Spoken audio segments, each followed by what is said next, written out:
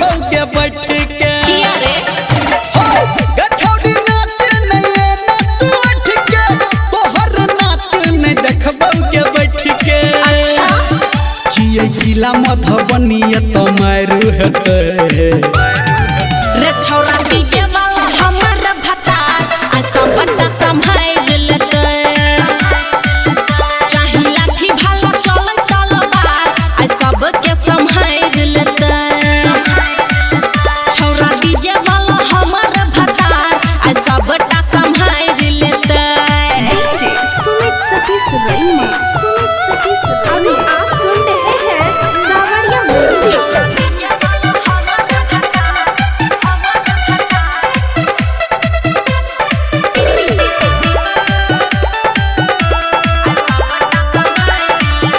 एगो तोरा एहन एले कते नचनिया हमरा ने बुझ ढारे पनिया चल चल अच्छा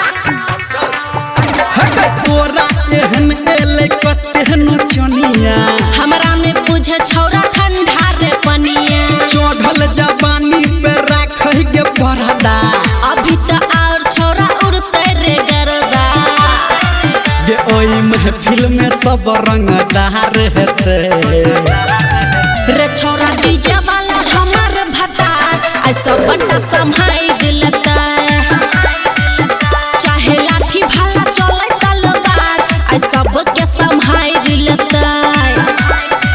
रे छौरा डीजे वाला हमर भता ऐसा बड़ा संभाल लेता डीजे सुमित सतीश रईमा मां गायत्री रिकॉर्डिंग स्टूडियो।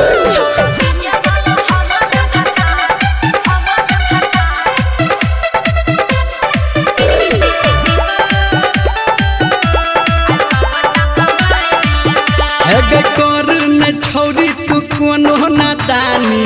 अनरे अखरा में काटे तू जानी अच्छा हाँ एगो कर न छौरी तू कोनो नादानी अनरे अखरा में काटे तू जानी धर्मेंद्र निरमलिया की कहते डीजे पे गाना हा ओकरे रे रहते गे समियाना के तोहर उखाड़ देते कसम रे छौरा डीजे वाला हमर भता ऐसा बड़ा संभाल